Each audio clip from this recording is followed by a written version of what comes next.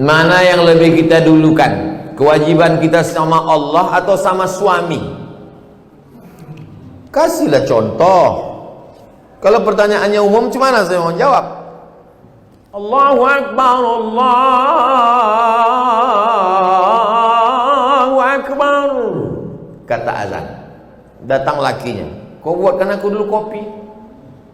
Mana yang lebih didulukan? Ibu sholat atau membuatkan dia kopi? Ini tak akan terjadi. Kenapa? Karena bapak itu pasti ke masjid sebelum azan. Mana mungkin dia minum kopi orang azan? Tapi ibu dapat Fir'aun, inilah.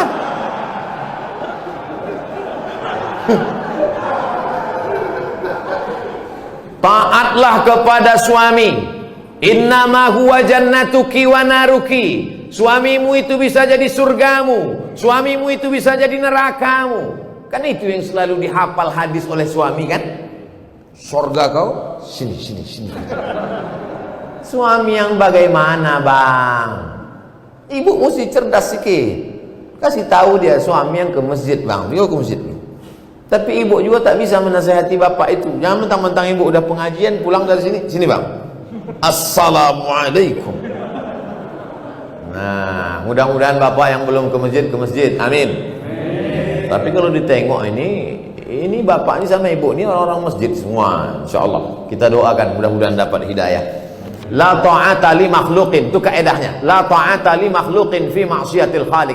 Tidak ada ketaatan kepada manusia kalau menyebabkan durhaka kepada Allah. Ibu disuruhnya misalnya buka jilbab. Aku tak suka lah nengok kau jilbab, macam nenek ku tengok. Coba kau buka jilbab itu, kau cek warna kau, rambut kau 3 warna, merah, kuning, kelabu. Ibu tak mesti patuh, karena perbuatan itu melanggar syariat Islam. Taat dan patuh pada suami selama itu taat kepada Allah dan Rasulullah Sallallahu Alaihi Wasallam. Kalau disuruhnya ibu pakai jilbab panjang, patuh. Kalau disuruhnya ibu ikut pengajian, bagus. Kalau disuruhnya ibu bersedekah, patuh. Tapi kalau disuruhnya melawan perintah Allah, la ta'ata. Itu kaedahnya. La ta'ata li makhluqin fi maksiatil khaliq. Tak ada ketaatan kepada makhluk kalau menyebabkan maksiat kepada Allah. Apakah berdosa kita orang tua bila anak cucu sulit untuk disuruh sholat? Muru auladakum bisolah, suruh anakmu sembahyang wahum abna'u sab'a sinin, umur 7 tahun. Yang umur 7 tahun angkat tangan? Oh, tak ada. Umur 7 tahun suruh dia sembahyang. Kalau sholat umur 7 tahun berarti baca surat pendeknya umur 5 tahun. Makanya ibu sambil memasak pagi, sambil memeras santan, sambil menggoreng nasi, Bismillahirrahmanirrahim, Alhamdulillahi Rabbil Alamin, Ar-Rahmanirrahim, Maliki Yaumiddin. Anak itu mendengar, hafal dia tanpa melihat Al-Quran. Dia tak bisa baca, tapi dia bisa hafal. Maka nanti umur 7 dia akan sholat. Umur 7 wadribuhum fil asrah. Umur 10 pukul dia. Tapi pukulnya tangan tak boleh terlalu tinggi, jangan sampai patah, jangan sampai maaf kena alat vital, jangan sampai lebam, jangan sampai tali telinga, lepas telinga itu sebelah. Abang kata bininya, kemana telinga abang? Itu ditarik omakku dulu tak sembahyang. Nah, oleh sebab itu maka ini penting. Wadribuhum fil asrah. Masukkan dia ke pondok pesantren, SD IT, SMP IT, SMA IT. Yang tahan berpisah dengan anak masukkan ke pesantren boarding school. Yang tak tahan berpisah masukkan full day. Di Medan banyak, masuk pagi jemput sore.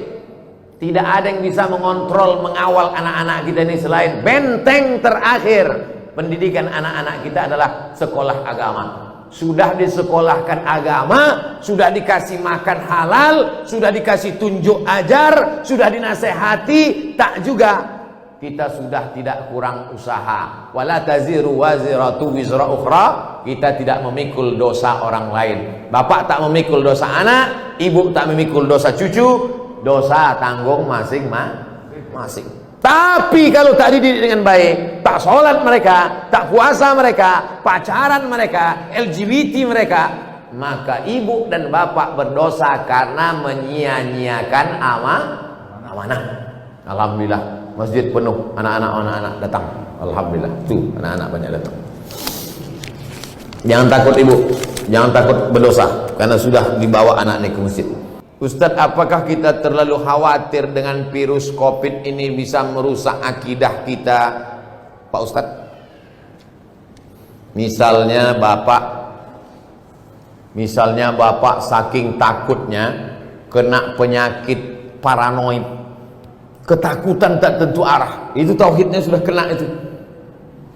Wa kadzalika ja'alnakum ummatan wasata, kami jadikan kalian umat yang pertengahan, tidak terlampau berani sampai nantang-nantang petantang petenteng, tidak pula terlampau takut, bukan ekstrim kanan, bukan ekstrim kiri, tapi pertengahan.